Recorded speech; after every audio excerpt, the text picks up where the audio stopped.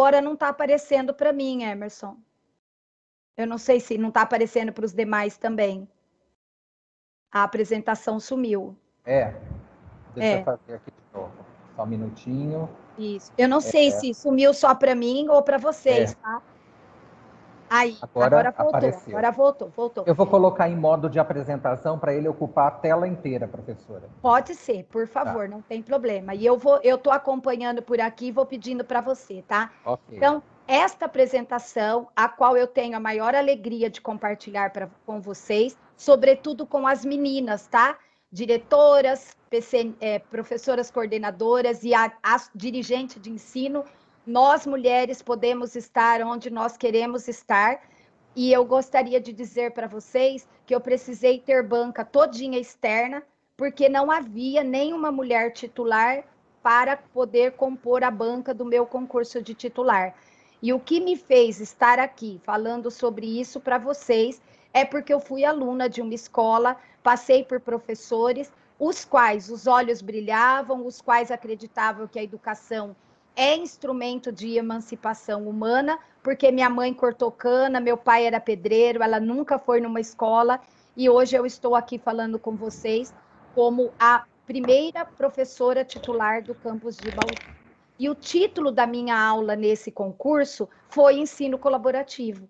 Então, quando o Emerson convidou, eu achei mais que justo, porque eu acabei de preparar, compartilhar com vocês essa apresentação. Ela tem uma figura com o contorno de pessoas e tem as engrenagens. Ensino colaborativo não adianta só ter os professores, como a dirigente bem falou, a Marta, ou a supervisora, perdão, mas que já ouvimos aqui hoje. Tem que ter pessoas, tem que ter especialistas, tem que ter pessoas bem formadas, porque tem um conhecimento produzido, mas a engrenagem tem que funcionar. Se não funcionar, a gente não está atendendo o nosso objetivo, que é a finalidade da escola, sobretudo a pública, ofertar educação de qualidade para todos e cada um, respeitando a singularidade que cada um tem. Então, esta engrenagem precisa funcionar.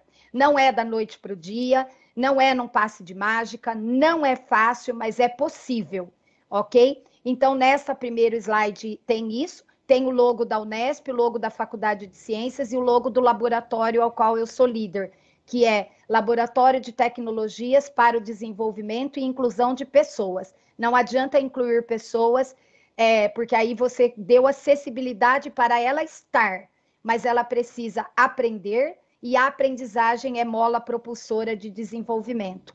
Pode passar, Emerson, por favor?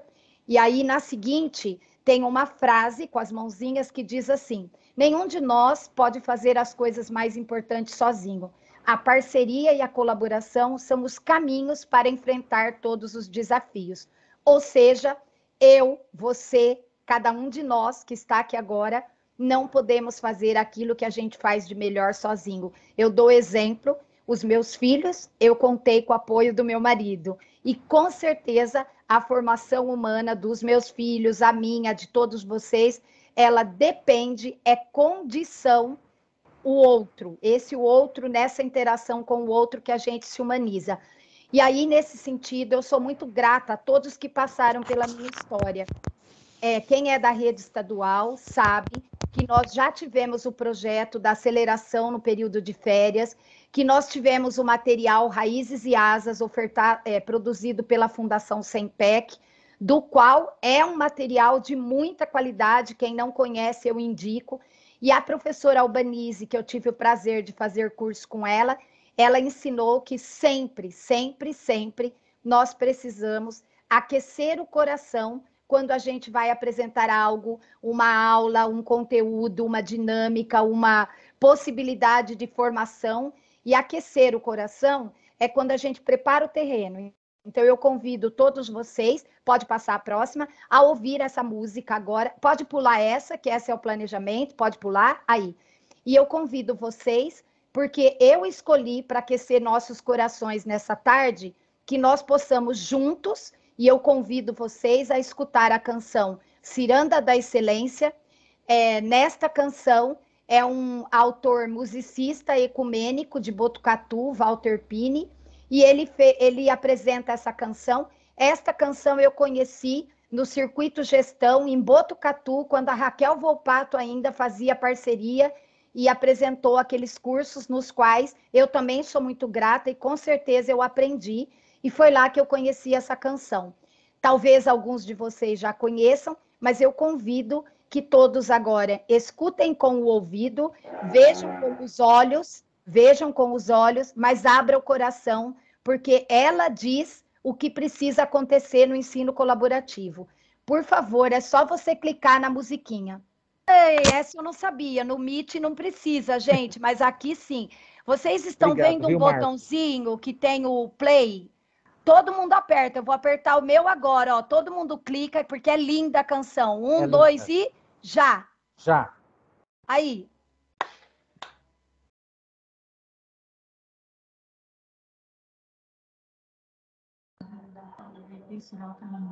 Que boa parceria essa aqui, gente está fazendo aqui neste lugar. Que bom que a paz seria. Que bom que a paz será. Que boa parceria essa que a gente está fazendo aqui neste lugar. Olha a letra. Excelência É linda. é a arte e a ciência de mirar o olho ao céu para lembrar que a prosperidade é como o sol que nasce para todo mundo partilhar. Excelência, excelência é palavra especial que vem da palavra céu para inspirar toda a humanidade a aprender a se guiar pelo Espírito da Paz.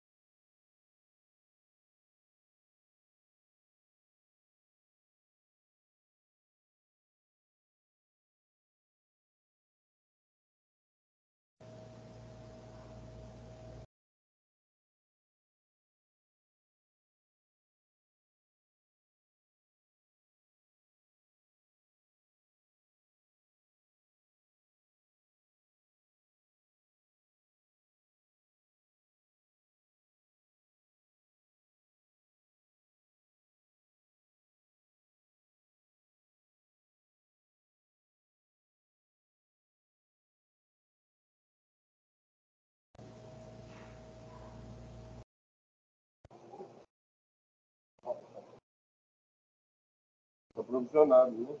Tá provisionado? Tá bom? Ô, João, por que parou de ser o som, cara? Ela não parou de falar? Não, ela tá super cantarolando. Tchau. Falou. Como é isso? Eu pego o passo melhor ou abaixo? Não, já foi uma bola por ele, não teve uma capa na cabeça.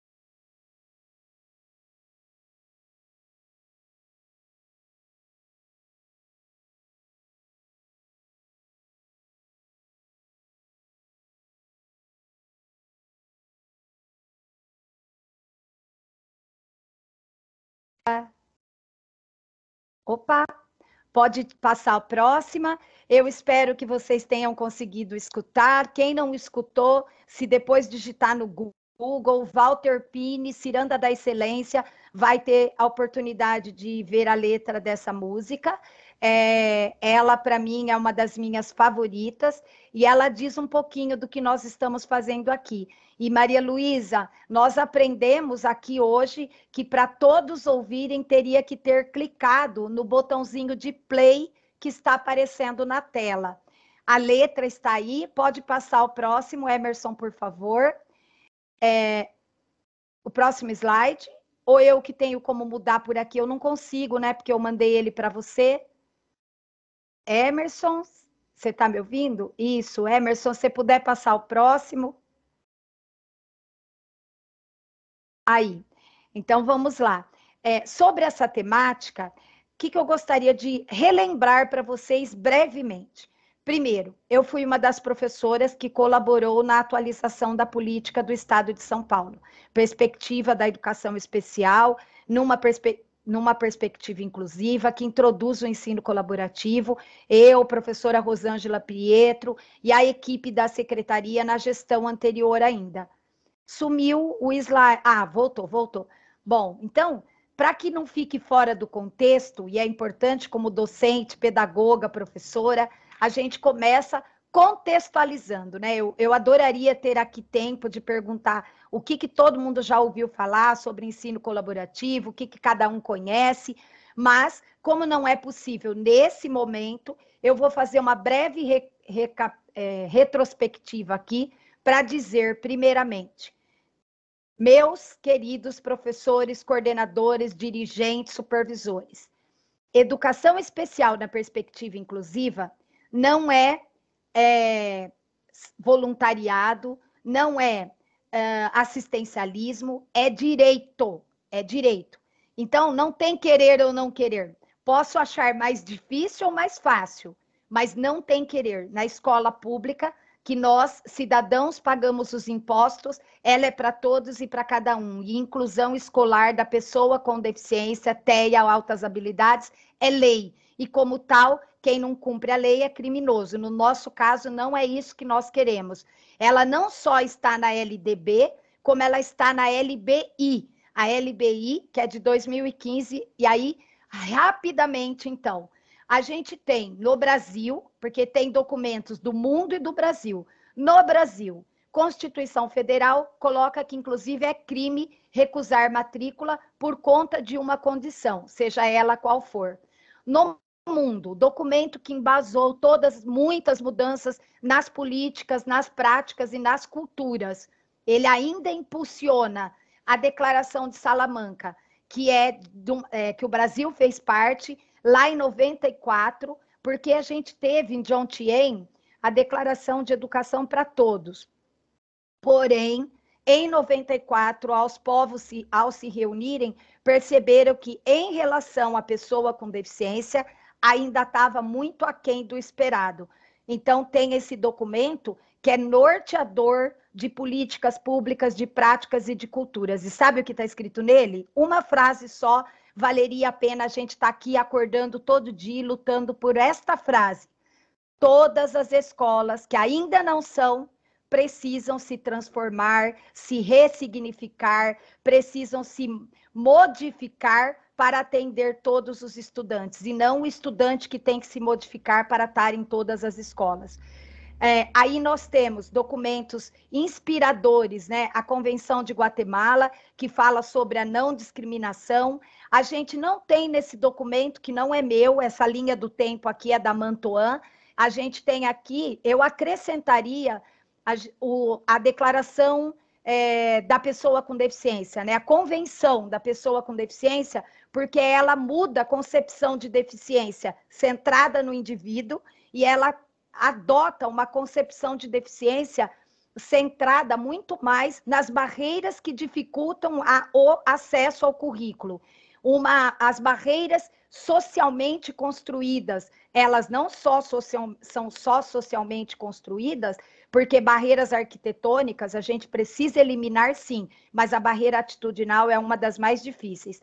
Aí, em 2008, a gente tem a Política Nacional de Educação Especial na Perspectiva Inclusiva. Ok, professora Verinha, mas veio o decreto na gestão do governo federal anterior? Sim, ele já foi revogado. Vida que segue, não vingou e a gente continua. Hoje, com a Política Nacional de Educação Especial de 2008, mas eu tenho o privilégio de compartilhar com vocês que a Nicéia Gonçalves Mendes, que foi minha orientadora no mestrado e no doutorado, está lá no MEC, na CECADI, e vai nos proporcionar, sem dúvida, a possibilidade de atualizar a política.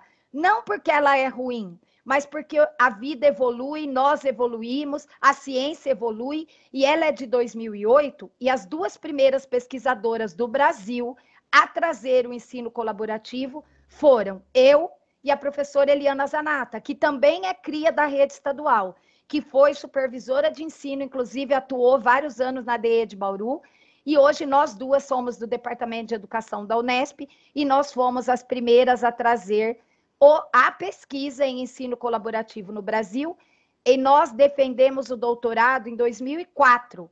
A política é de 2008, mas ela, inclusive, teve a sua primeira versão em 2007. Nem tinha dado tempo de validar essa estratégia. E hoje nós sabemos que uma única resposta, camisa de força, quadradinha, para todas as pessoas não é suficiente. No nosso caso, sala de recurso e itinerância ainda são poucas estratégias. A gente pode contar com outras, como, por exemplo, ensino colaborativo, consultoria colaborativa, educação especial, por que não? Alguém me perguntou, você é favorável a fechar todas as APAES, Pestalozzi, escola especial? Não, num país tão desigual como o nosso, tão grande territorialmente falando, e com a educação e a sociedade tão injustamente dividida, né? Há muita desigualdade, não há que se fechar nenhum serviço. Porém, a porta de entrada de todos os alunos deve ser a classe comum. Sempre, sempre, sempre, sempre. E aí, então, nós tivemos a política até hoje. Depois, a gente tem, sem sombra de dúvida, o Plano Nacional de Educação, que fala na meta 4, na meta dele, que é incluir todas as crianças e jovens do nosso Brasil, com ou sem deficiência, reforçado pelos ODS. Os ODS têm lá no ODS 4, qualidade da educação, e nos sub-itens tem a meta, inclusão de todos os alunos, incluindo aqueles com deficiência, TEA e altas habilidades. E, por fim, a LBI. E eu me perdoe, meus colegas, mas se tem diretor aqui, como eu, diretora da Unesp, o aluno com deficiência, desculpa, diretora da FC, que é a Unesp, o aluno com deficiência também está chegando no ensino superior, sem dúvida. Sexta-feira que vem eu estarei no Palácio dos Bandeirantes, junto com o secretário da pessoa com deficiência e o governador, para assinar um convênio entre USP, Unesp e Unicamp, para construir universidades mais inclusivas. É um início de um trabalho que já vem sendo feito.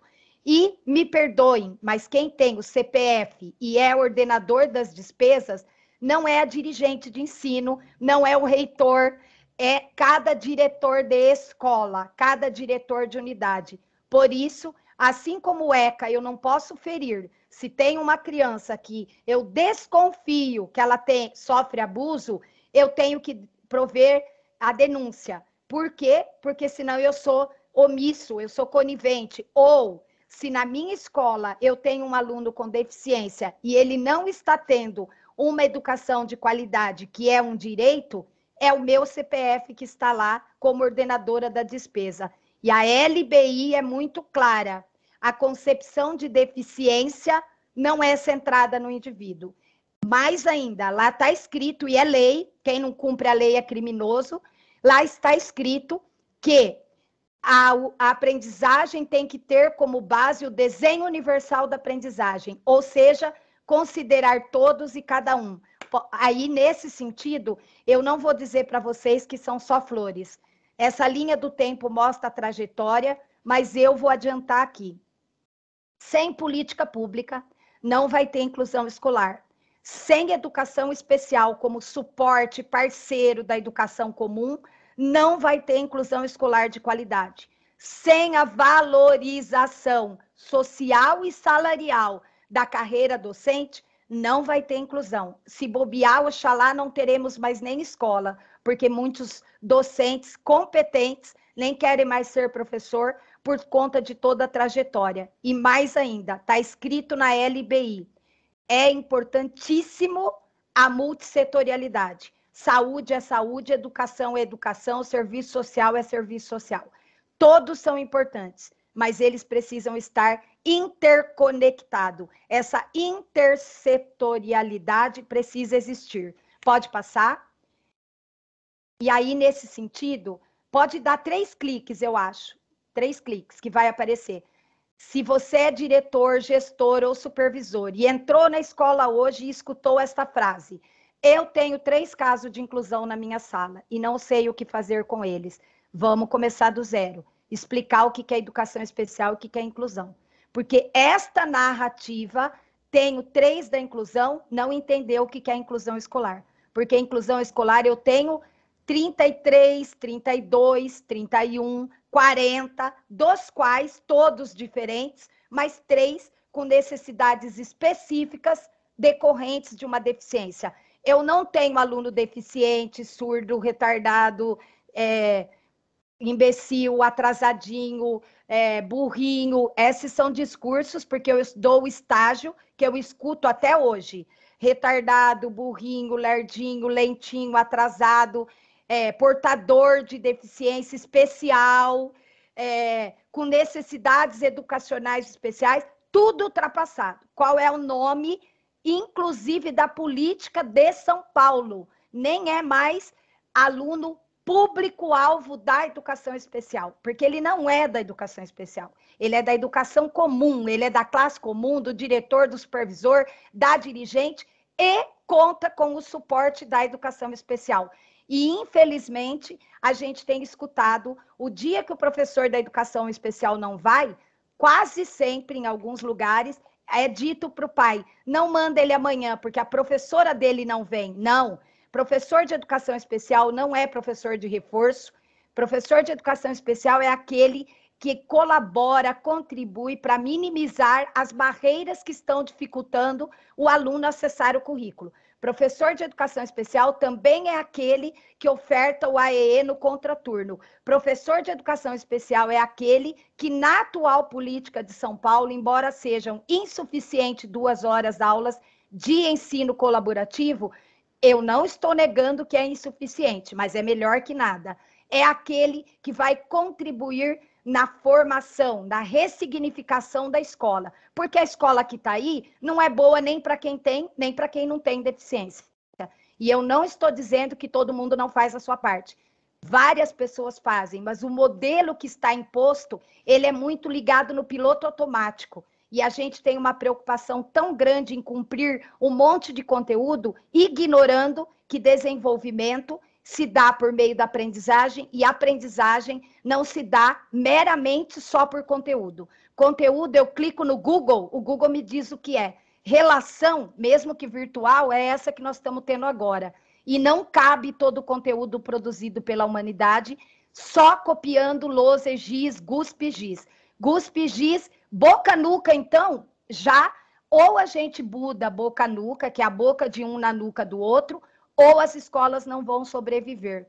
Quando eu tenho na minha sala alguém que diz: eu tenho na minha escola 5 alunos incluso, dói até meu ouvido, incluso é dente.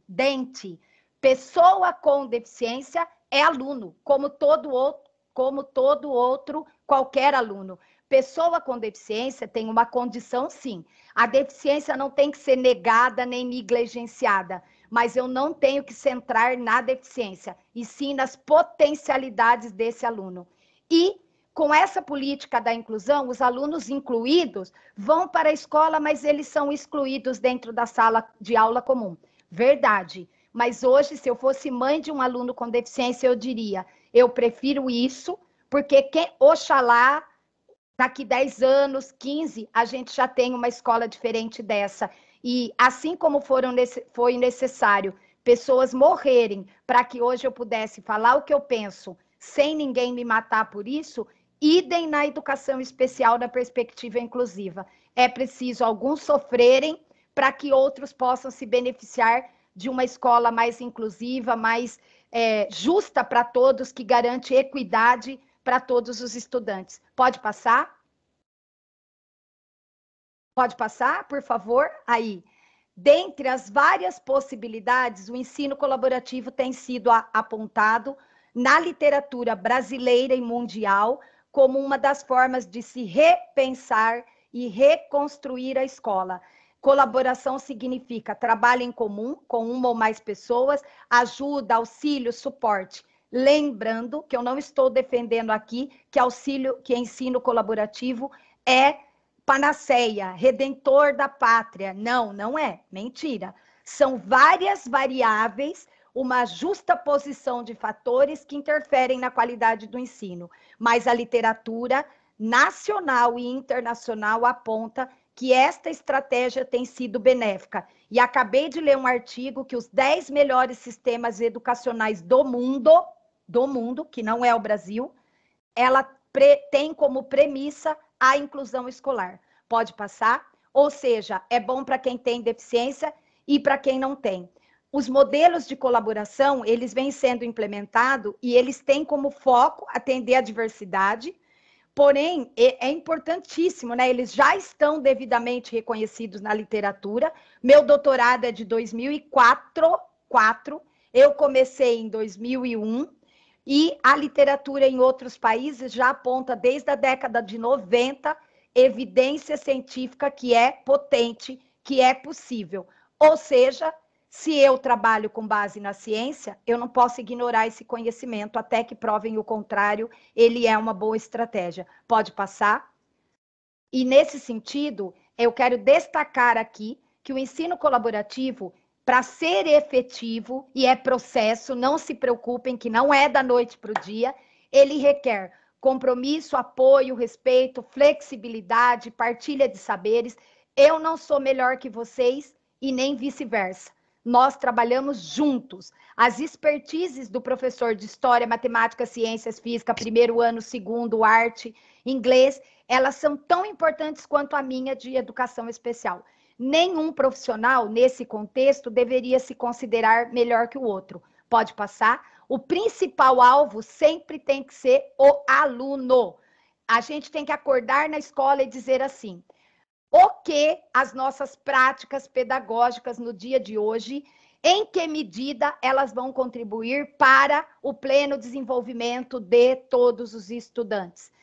Às vezes, a literatura apresenta vários conceitos: colaboração, cooperação, trabalho colaborativo, ensino cooperativo, coensino, ensino colaborativo, consultoria colaborativa. Todos pressupõem colaboração. Mas o que é sinônimo? Volta só um pouquinho. O que é sinônimo? Só é sinônimo coensino de ensino colaborativo. Porque a palavra coensino é a junção de co-teaching, né? Ensino colaborativo. Ficou coensino, que é sinônimo de ensino colaborativo. Consultoria colaborativa pode ser de diferentes profissionais: fono, físio, TO, professor de educação física, que estudou bastante educação física adaptada, pode ser do direito, da fono, da TO, do professor de educação especial, consultoria. Ensino pressupõe professor especialista. Não, desculpa, eu sei que no estado de São Paulo, especialista é o de língua, matemática, inglês e ciências. E professor especializado em educação especial. É a mesma coisa, só para dizer que se eu não... Ninguém dá o que não tem, ninguém ensina o que não sabe. Se eu boto dentro da sala um professor que não é de educação especial para colaborar com o da comum, e ele não conhece a educação especial, eles vão colaborar como? Se a ideia é um somar o que um tem de melhor, as habilidades, as competências, para construir junto. Não ter ninguém é melhor ter alguém e aprender como é. Mas o conceito, pode passar, o conceito significa 2 professores, sendo um de educação especial trabalhando junto com o da classe comum. Olha só como não é novo. Lá em 89, esses autores, Bowens, Olcard e Friend, foram os primeiros a conceituar ensino colaborativo. E eles conceituaram como um programa educacional dirigido a todos os estudantes, que eu trouxe só esse trecho, no texto está escrito, que conta com os professores de classe comum, a equipe gestora e os professores de educação especial. Ude, eu usei bastante esse autor no meu doutorado.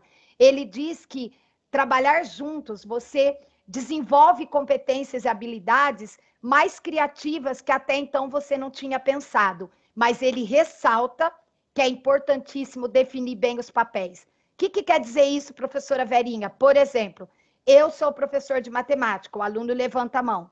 Professoras, ou professoras, ou só levanta a mão. Posso ir no banheiro? Eu digo, pode. A professora de matemática diz, quem manda aqui sou eu. Ou seja, não há uma clareza dos papéis. A ideia não é a minha sala ou a sua sala, é a nossa sala de aula. Outros autores foram definindo e fala que essa parceria de educação especial com a comum precisa 3 ingredientes: planejamento em conjunto, desenvolvimento da prática pedagógica, da ação e avaliação. Porque se eu não avalio o que eu fiz, eu não sei se deu certo ou não, eu não retomo, eu não mudo a rota, não mudo instrumentos e caminhos. Então, é importante planejar, desenvolver e avaliar. Não tem uma receita única, viu, gente? Cada um vai encontrar o seu caminho do como fazer. A Mendes, que é minha ex-orientadora, que já está lá no Ministério da Educação, ela fala que é uma abordagem social da deficiência, ou seja, o ensino colaborativo muda o foco, tira de centrar no aluno e foca na classe comum. A classe comum é o melhor espaço, mais potente para que todos aprendam e se desenvolvam. Pode passar? Nesse sentido, que características tem que ter? Sempre, sempre, sempre. Confiança um no trabalho do outro, confiança na equipe, bons gestores, aquela frase assim, a escola tem a cara do diretor? Verdade. A escola costuma ter a cara do diretor. Ele pode ser um grande facilitador de políticas, práticas e culturas inclusivas, ou ele pode ser alguém que dificulta esse processo. É bom e importante ter boa relação interpessoal, tempo para planejar, por isso que só lousa, giz e guspe, boca, nuca, não dá tempo de planejar. É importantíssimo formação continuada. Não nasci sabendo, mas posso aprender. Suporte da gestão, como eu já falei, e paciência, gente. Jesus Cristo estava na cruz e falou assim, hoje você estará no paraíso comigo. O outro não, 50%. Ou seja, façamos a nossa parte com comprometimento, com compromisso, mas saibamos que a gente não é Deus, que nós não somos Deus. A gente vai fazer o melhor, mas nós temos que saber que a educação no nosso país de qualidade, com tantas desigualdades, não é fácil e precisa ter paciência. Pode passar, precisa ter compromisso com o serviço público. Aqui é uma figura, embora está meia clara, ela está num capítulo que eu escrevi, e para a Rede Fora, inclusive, de 2015, que foi a formação que nós oferecemos para os professores do estado de São Paulo, e a gente definiu, né, colaboração no coensino pressupõe partilha de saberes, monitoramento por etapas, então tem que acompanhar, gestor, coordenador, é importantíssimo acompanhar, se preciso for, pegar na mão. É delicioso você ir dormir e ter uma satisfação no trabalho em conjunto. Eu costumo dizer que é quase como se a gente tivesse um orgasmo intelectual. Você deita e fala assim, nossa, hoje foi show. A gente fez um trabalho participativo, integrativo, interativo, nós trabalhamos em conjunto, eu respeitei os saberes da professora, ela respeitou o meu, o que a gente não sabia, a gente buscou, e hoje a gente está satisfeita. Podemos não estar com o salário que ganhamos, vamos lutar para melhorar, mas o sabor de ter o prazer com o dever em cada coisa que se faz, como falou da música, essa sensação, ela enche a gente de motivação para estar lá no dia seguinte fazendo de novo. Engajamento ativo, troca de experiência, coletividade, parcerias férteis, importantíssimo, planejamento. Ninguém chega a lugar nenhum sem ter planejamento. Sabe o gato, quando pergunta, a Alice pergunta para o gato, por favor, pode me ensinar que caminho eu vou? O que ele fala? Com certeza, se você não sabe para onde quer ir, qualquer caminho serve. Se você quer o caminho da educação inclusiva, da escola para todos, não é qualquer caminho que serve. Então, tem que ter planejamento e cada escola é única, cada contexto é único, precisa ser considerado. Pode passar? Aqui, eu não vou ler, mas eu vou compartilhar além da gravação, o Emerson já tem a minha apresentação e vocês podem ficar com ela. Aqui eu dou alguns exemplos do que o professor de classe comum pode fazer e o do professor do AE. Por exemplo, o da comum, ele planeja as atividades e aulas gerais. Matemática, história, inglês, terceiro ano, quarto ano, do fundamental, anos finais. O professor de educação especial, ele vai planejar os objetivos individuais do aluno com deficiência e ele vai pensar que estratégias nós vamos usar para que esse aluno acesse o currículo, para que ele possa ter um plus, um diferencial, não porque ele é menor, ou pior ou melhor, porque ele tem uma condição específica e precisa ser respeitado. Um exemplo aqui, ó, preparar a turma para receber o segundo professor da classe. Essa é uma tarefa do professor de classe comum. Esclarecer o papel de cada um. O da educação especial, ele se apresenta para a turma, esclarece o seu papel em aula. É importantíssimo ter essa articulação entre os dois. Não vou ler todos, vocês vão receber o material, pode passar. Os dois juntos, olha que legal. Lá era o que era de um, que era do outro, agora aqui dos dois. Vou pontuar alguns itens legais, porque eu considero que é importante, que eu orientei, que docentes fizeram e que me deram feedback. Ok, professora Verinha, é possível. Avaliar e rever quando necessário. Eu tive turma, gente, que professor de educação especial e comum, que até filmava a aula, ligava a câmera lá e filmava. Depois eles assistiam juntos para pensar melhor o que melhorar, o que fazer, de tanta conexão que tinha entre os dois, porque aquele material não era usado para um acusar o outro, não, era para pensar o que deu certo e o que pode ser melhorado. Eles podem juntos discutir diferentes possibilidades de ensinar o mesmo conteúdo, mas que todos possam aprender.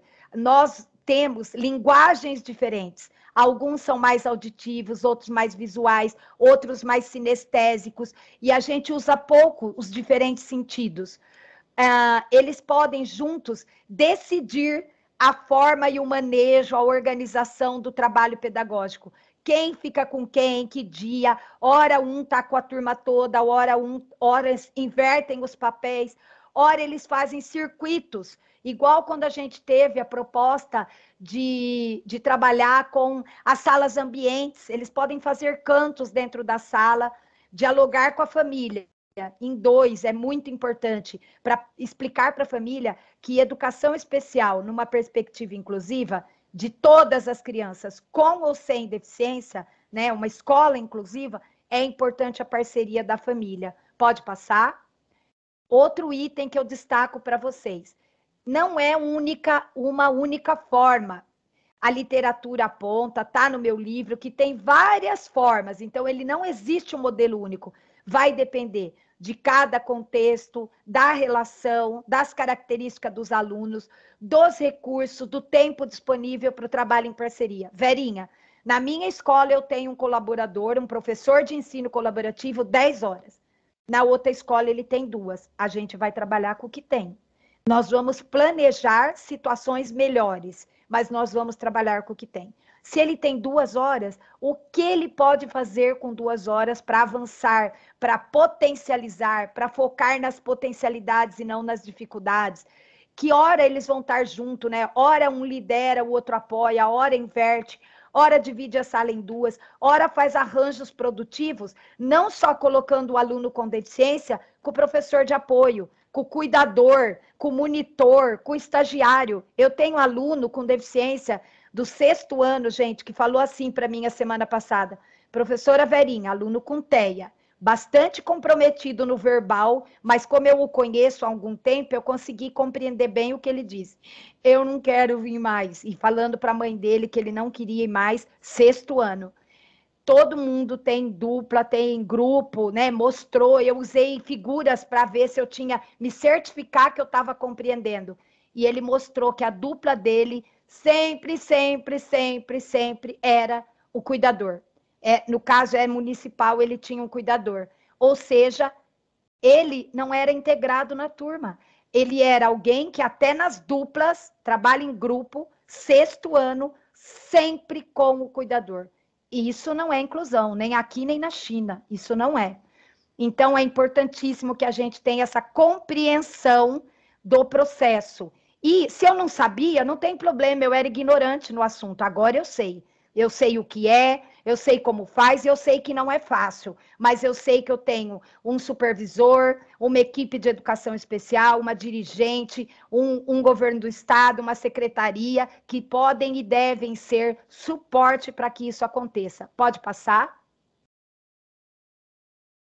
Alguns exemplos aqui, que tem a ver lá com aquele quadro, mas, por exemplo, o ensino paralelo, uma instrução é planejada de forma articulada, tá? Então, por exemplo, eu não sou de biologia, não preciso ser, mas se eu planejei com o meu professor, se eu já sei que a ênfase não está no conteúdo, mas o que eu vou fazer com aquele conteúdo, eu supervalorizo o meu professor de biologia, que o cara sabe de biologia, porque ninguém dá o que não tem, ninguém ensina o que não sabe. Eu introduzi algumas estratégias, como, de repente, antecipar com um vídeo, como, por exemplo, trabalhar com folhas da natureza, folha seca, folha que está verde, eu classificar, dependendo do que foi, eu contribuí. Na hora que os alunos vão fazer a atividade, que não deve ser só o professor mandando e o aluno obedecendo, mas os alunos serem protagonistas do processo educacional, metade da turma está sob organização de um, metade da turma está com a organização do outro. É lógico que quando tem o aluno com deficiência, eu vou olhar se ele compreendeu a comanda, se ele entendeu o que é para fazer, se o grupo compreendeu a atividade, ok? Esse é um exemplo. Pode passar? Alguns exemplos que estão aqui, né? Aí eu quero perguntar para vocês. Equipe de Prudente. Qual arranjo utilizar? Vai depender. Vai depender das necessidades específicas. Ele é cego? Ele tem deficiência visual, baixa visão? Ele tem surdez? Não, professor, ele tem deficiência auditiva, ele usa uma ASE. Se ele tem uma surdez, ele tem intérprete, ele tem TEA, professora. Ele usa comunicação verbal? Não usa, precisa da comunicação alternativa. Da experiência e preferência por parte do professor. Às vezes, no começo, gente, ainda aquela relação, ela não está bem articulada, ela ainda está mais de um observa, sabe? É importante que a gente vá aprimorando o desenvolvimento. Como também é importante compreender, né? Vai depender do assunto, do espaço, do tempo, tudo que tem disponível. Existem várias estratégias na literatura, várias. Não vim aqui para dar receitinha. Cada escola vai ter que encontrar o seu caminho. Mas o mais importante, acreditar que o aluno é capaz de aprender e que você, professor, é capaz de ensinar. Pode passar? E aqui tem 3 figuras. Vocês vão ver que eu vou passar 3. Elas são iguais, mas elas têm uma parte, quando o ensino colaborativo, para implementar, ele ainda não acontece integral de todo lado. Então, olha só, para implementar o ensino colaborativo, é importante que as setas estejam, tanto para o da educação especial quanto para a comum, com sentimento de pertencer, para que tenha troca de experiência, engajamento ativo, cultura da coletividade, satisfação dos pais, flexibilidades e modelos referenciais para ensinar os alunos elegíveis aos serviços da educação especial. Ok, Verinha, esse é o coensino. Passa para vocês verem. Mas eu não tenho todas as setas. Aqui vocês viram que tem seta em todas as bolinhas, tá? O círculo vai e volta. Ele não tem começo e fim. Ele vai desenvolvendo tudo ao mesmo tempo. Passa o próximo. Olha só, perceberam que não são todas? Algumas tá para o da educação especial, outras tá para o que eu já tenho, tem coisa que eu não tenho ainda. Então, por exemplo, os que estão em vermelho, ó, tempo para existir a parceria. Eu não tenho dos dois lados. A depender da idade e do nível dos estudantes. Não está ok ainda para os dois lados. Tem escola, gente, que já colocou aluno de 18, 16 com aluno do primeiro ano. Tem lugar que ainda não tem tempo para compartilhar. É parcial, professora Verinha. A gente joga fora, fecha a escola e vai embora? Não. A gente admite que ainda não é. É parcial, mas a gente vai vir a ser, a gente vai construindo. Ele não é integral. Tem em alguns aspectos, mas não tem no outro. Pode passar para vocês verem o próximo. E aqui é quando tem integral, tanto da educação especial quanto da comum, virada para os dois lados. Lembra? No primeiro tinha tudo para um lado e não para o outro. No segundo tinha para alguns e não para outro. Aqui a setinha está para os dois lados. Tudo está maravilhoso. Gente, é utopia. Não tem problema. A gente aprendeu que nós nos movemos por aquilo que nós queremos, onde eu quero chegar. Eu tenho que olhar para a escola que eu tenho, compreendê-la, respeitar que ela é única, que ela não é a do sonho, ela é a que eu tenho, mas eu tenho que ter clareza onde eu quero chegar. Onde eu quero chegar? Todas as setas e bilateral.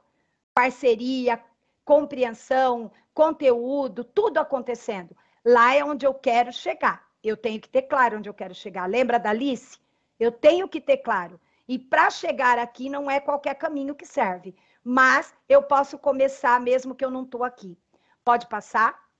A professora Eniceia, e eu sei que vocês fizeram a TPC com a Carla Vilaronga, que é minha colega, né, da UFSCar, que fez a TPC para todo mundo, que falou do ensino colaborativo. É importantíssimo, né? A Eniceia costuma dizer que ele tem essas 3 fases.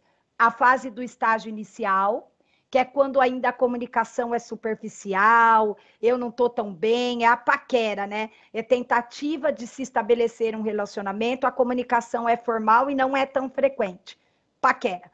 Depois é o estágio do comprometimento. Namoro, noivado, já é mais comprometimento. A comunicação é mais afetiva, eu tenho um nível de confiança maior no trabalho profissional, do professor especializado, a atuação é mais ativa, já há um respeito pelos saberes, e a terceira etapa é quando eu já estou num estágio de ensino colaborativo. Não é a sua sala nem a minha, é a nossa.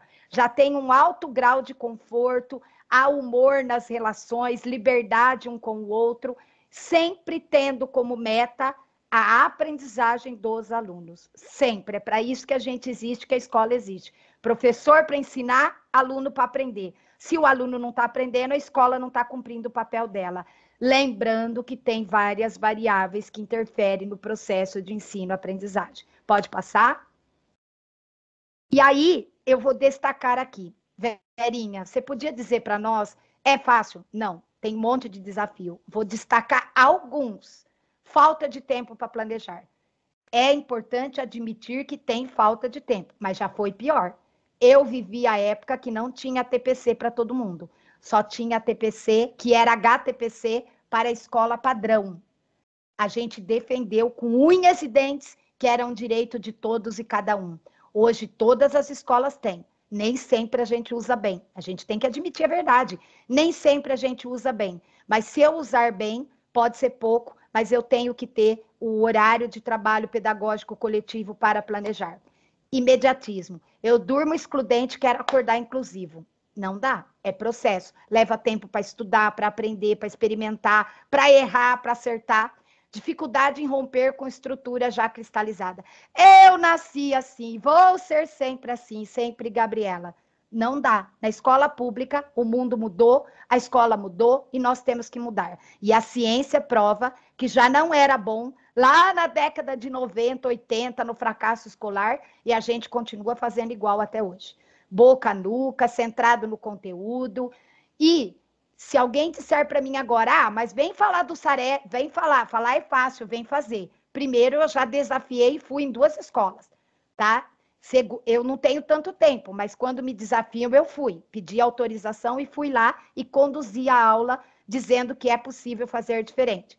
Segundo, eu não tenho dúvida que não é fácil, que a gente precisa ir construindo, que às vezes a infraestrutura não colabora, mas tem gente que diz assim, ai, Verinha, depois vem o Saresp cobrar conteúdo.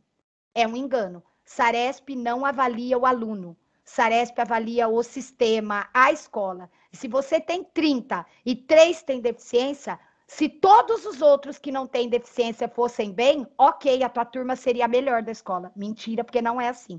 Não vai bem quem tem deficiência e não vai bem quem não tem também. Ou seja, não dá para colocar a desculpa que o Saresp vai ter aluno com deficiência, vai fazer você fracassar no Saresp. E lembre que os 10 melhores sistemas do mundo adotam a perspectiva inclusiva. Outra ideia, ainda é muito comum. Entrou um professor na sala, ele está me vigiando. Ele está fiscalizando. Ele vai dizer que eu não sei, que ele é o bom gostosão, ele sabe tudo, eu não sei nada. Esta ideia ainda está muito presente. É igual quando o supervisor vai na escola, ainda é atribuído a ele um papel de fiscalizador. E não é esse, já não era a literatura ponta. Ele é corresponsável pela melhoria da qualidade de ensino. Ainda a gente tem ausência de políticas públicas que respeitem a diversidade. Sem dúvida, precisamos valorizar. São Paulo colocou o ensino colaborativo apenas em 21. Mudou a resolução para contratar apenas em 22. E em 23, a gente sabe que ainda ela não está como concurso público, que tem que aprimorar.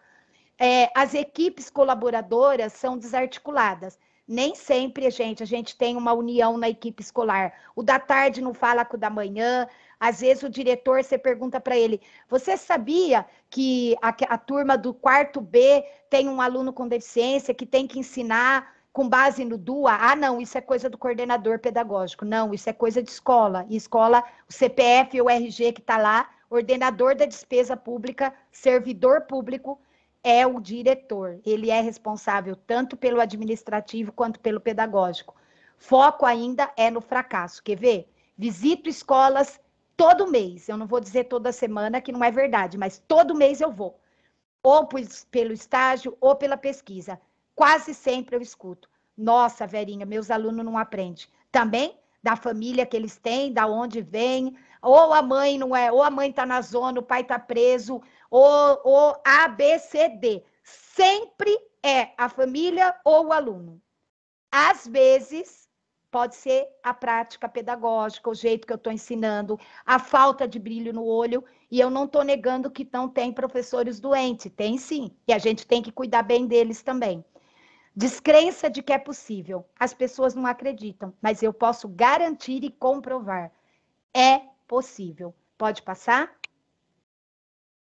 E aí, como que a gente supera esses grandes desafios? Grandes. Primeiro, sentir-se envolvido e responsável pela transformação do processo. Se eu não me comprometo, se eu não meto meu dedo na ferida, a ideia que é do outro, é da educação especial, é do diretor, do coordenador, da PCNP de educação especial, do supervisor de educação especial, não. Eu tenho que me sentir parte desse processo de ressignificação da escola. É importante planejar a colaboração, é importantíssimo ter um compromisso com o desenvolvimento da equipe escolar, dos gestores, é necessário ter recursos, ter apoio, ter acompanhamento, acima de tudo, persistência. Inclusão escolar custa. É mentira que você acorda e fala que vai fazer inclusão sem recurso algum. É necessário rampa, piso tátil, mas todo o material do mundo não seria escola inclusiva se não tiver a vontade do professor. É necessário, do professor, do diretor, da equipe, do professor de educação especial. É preciso ter tempo para planejar, avaliar e desenvolver conjuntamente. Está acabando, pode passar? A chave, então, né, se existisse, não tem receita. Mas o que a literatura aponta que é evidência científica que tem melhorado? Porque a ciência, gente, ela também não é uma entidade. A ciência não existe desconectada. O que existe é um método científico. O método científico utilizado no mundo todo comprova que os melhores sistemas diz que o gestor é imprescindível. Gente, olha que lindo. O gestor é imprescindível para que aconteça esse processo. E é importantíssimo que os professores conheçam o currículo. Não é saber tudo, mas tem que saber a serviço de quem o currículo está, ou qual o objetivo da formação humana está presente naquele currículo. Elaborar um planejamento em conjunto, valorizar as competências profissionais de cada um, as experiências, os saberes e as necessidades dos estudantes. Pode passar? Às vezes, vale a pena perguntar para a escola do colega, para o outro professor, para o da outra diretoria, para efetivar, né, essa parceria. Não é fácil e nem é conseguido da noite para o dia. Olha o que esses dois autores falavam lá em 89. Lembra que eu disse que na década de 80 e 90 no mundo, no Brasil, 2000 a 2010, os primeiros estudos meu e da Eliana, e olha o que a literatura já apontava e continua apontando. Troca de ideias, negociação das opiniões para resolver os problemas, tempo e prática para construir relação de confiança e desenvolver procedimentos informais e formais que permitam à equipe trabalhar juntas. Aquela ideia mesmo de construir um trabalho afetuoso, harmonioso, com vistas a ressignificar o contexto da escola, inclusive para o bem-estar de todos que estão lá. Não é fácil, eu sei os grandes desafios, a violência, o impacto da pandemia, mas eu também sei que a gente precisa começar. Sentar e ficar esperando de mãos cruzadas também não vai mudar a escola. Pode passar? Considerações finais. Tem um estudo, olha que lindo. Quando eu fui encaminhar o meu plano de ensino da aula do meu concurso de titular, não tinha saído essa meta-análise ainda. Mas eu fui dar uma olhadinha 2 dias antes de fazer a aula e falei assim, será que tem uma meta-análise? Meta-análise, gente, é quando os autores estudam o que todos os estudos sobre ensino colaborativo vêm falando no mundo nas últimas décadas. Esse estudo olhou para a década de 2000 para cá, o que todos os estudos vêm falando no mundo. Olha o que eles vêm dizendo. O ensino colaborativo promove melhoria do repertório formativo, ou seja, amanhã eu vou ser melhor que hoje e hoje eu sou melhor que ontem quando eu atuo com professor colaborativo. Formação contínua, porque um aprende com o outro. Relacionamentos mais positivos entre os pares, isso torna o processo de ensino mais eficaz. Benefícios acadêmicos para os alunos com e sem deficiência. Eu tenho relatos de crianças com deficiência e sem. E os sem falaram assim, nossa, quando veio a segunda professora, ela trouxe cada coisa super legal que a gente fez junto, uns materiais diferentes, sabe quando o aluno com TEA tem hipersensibilidade? Aí levou areia, levou bexiga com água quente, água morna, água fria, levou objetos com diferentes texturas. Uma turma que tinha uma aluna com baixa visão e com cegueira, levou um monte de material em miniatura para fazer classificação. Todo mundo se beneficiou e aprendia melhor do que só com lousa e guspe giz. Conexões mais positivas para todos, pode passar. O ensino colaborativo, ele olha o que a meta-análise fala, e eu, professora Verinha, professora titular em educação especial na perspectiva inclusiva, posso compartilhar com vocês, porque é meu papel compartilhar. O ensino colaborativo, ele progrediu, não há dúvida, de uma abordagem que focava no aluno para uma abordagem que foca na turma, nos professores, e que todos podem aprender melhor. Ele pode ser considerado pelos formadores de política pública. Exemplo, Bauru, município, não tem ensino colaborativo. Ainda, e o Estado está começando. Ele pode ser utilizado para romper, inclusive, essa estrutura permanente que a gente tem no modelo da escola, com vistas a melhorar o processo de ensino e aprendizagem para todos e cada um. Vocês sabiam que o Renzulli é um dos autores dos Estados Unidos, velhinho, 80 e tarará. O dia que ele fez 80, eu cantei parabéns para ele, pelo MIT. Joseph Renzulli. Ele é o professor mais citado na área das altas habilidades superdotação. Sabe o que ele fala? E aluno com alta habilidade são alunos elegíveis ao serviço da educação especial. São dignos de AEE e são dignos de ensino colaborativo. Sabe o que ele diz? Que quando eu enriqueço o currículo, seja do tipo 1 ou 2, quando a maré sobe, todos os barcos se elevam. É diferente na pandemia. Quem enfrentou a pandemia com um iate e com um barquinho, não é igual. Mas um iate e um barquinho, se a maré subir, os dois sobem. Por fim, para que seja bem sucedido, a implantação, ela deve ser precedida de formação inicial e continuada. A inicial, eu prometo para vocês que eu estou fazendo a minha parte. Nenhum aluno sai da Unesp sem ter a formação sobre educação especial na perspectiva inclusiva, sem ter escutado falar de ensino colaborativo. Nunca, nunca, nunca, nunca. Nas que eu ministro a disciplina. Mas ele não sai sem ouvir falar. E na formação continuada, é possível. A gente está fazendo isso aqui agora. Eu parei a minha agenda de diretora e disse, hoje à tarde eu vou conversar com a turma de Prudente. Pode passar? É necessário considerar, já falei isso, a escola que temos, a que queremos e a que precisamos fazer. Não é só a que queremos, é a que precisamos fazer. Por quê? Porque está na lei. Está na lei que a escola é para ser inclusiva para todos e cada um. Está na LDB, nem é na LBI, que toda escola tem que ter a sua proposta pedagógica, que a proposta pedagógica tem que ser elaborada com a família e toda a equipe escolar. 3, está na LDB, portanto, não são parâmetros, diretrizes, base, é lei. Está na lei que, além de elaborar em conjunto, é importantíssimo, tem que.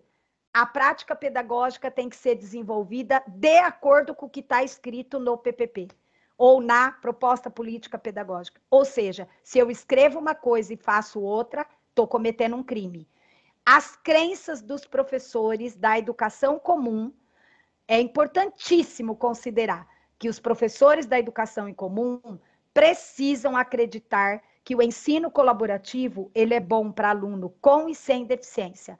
Nós precisamos, porque eu sou professora, valorização salarial e social. A gente precisa ter uma carreira docente digna para que muitas pessoas queiram ser professor. E eu fecho dizendo, ensino colaborativo não é redentor de todas as mazelas da educação. Não é. Ele é uma das possibilidades. Pode passar? Eu gostaria de ler para vocês essa poesia.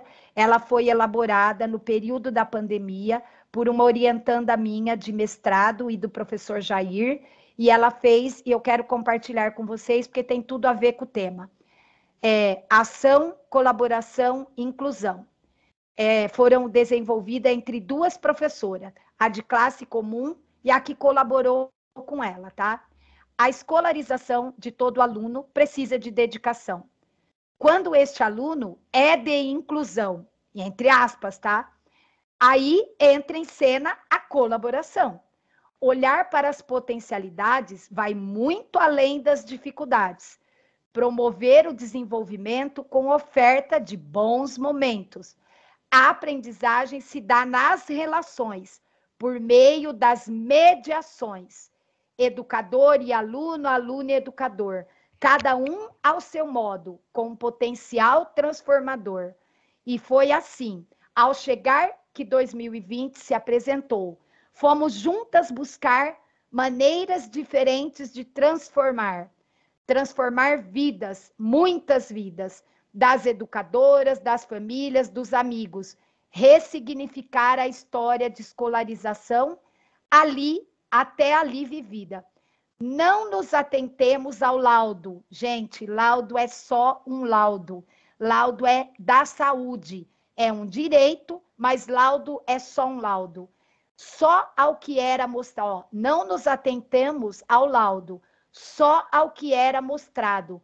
Mostrava potencialidades. Foi ali que focamos as atividades. Mas veio a pandemia, distanciamento educacional.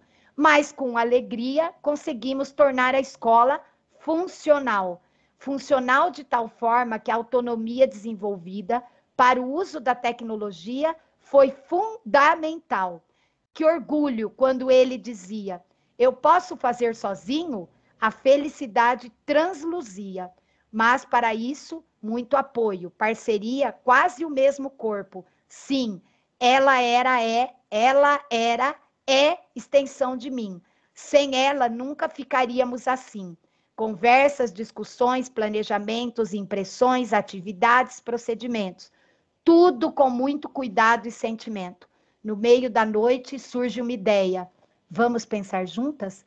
Podemos acrescentar ou então tirar as aulas online um para um, proporcionando aprendizagem a cada um, pois a gente ensina, mas a gente aprende, com tanto conteúdo que se traz para a gente. Vamos pensar, executar. Eu envio um documento, eu recebo de volta. É isso que queremos. É assim que ele se solta. E assim, só posso dizer que a ação com colaboração leva à inclusão. Pode passar? Aqui em Libras, tá? Muito obrigada, gente. Isso, pode tirar, voltar só minha carinha. E eu acho que pelo que eu combinei, pelo tempo que eu me dispus para vocês, eu consigo responder algumas perguntas. Quero dizer que eu estou muito feliz de estar aqui contribuindo, dizer que se você está me ouvindo agora, mesmo distante, eu acho que que eu diria de tudo que eu falei? O mais importante, o brilho no olho.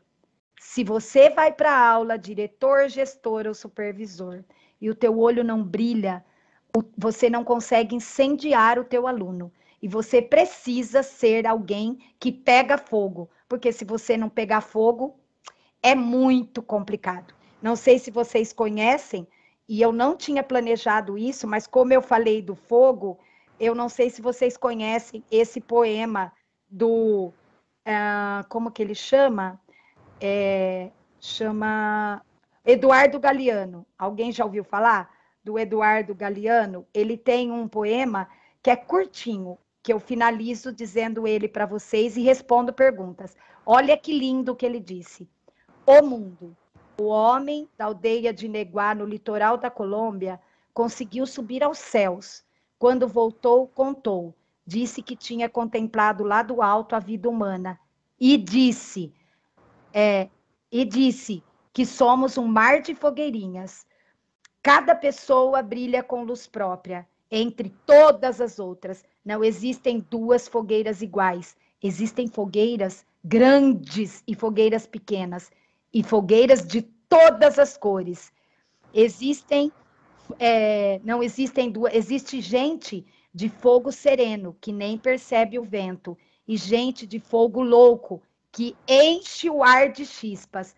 Alguns fogos bobos, não alumiam nem queimam, mas outros incendeiam a vida com tamanha vontade que é impossível olhar para eles sem pestanejar. E quem chegar perto, pega fogo. Por isso, sejam fogueiras que quem o seu aluno, quando chega perto, pega fogo. Porque se ele chegar e não conseguir ser contaminado e pegar esse fogo teu, provavelmente ele não vai ter muita vontade de voltar para a escola. Um beijo no coração e respondo uma ou duas aí, 3 perguntas de vocês.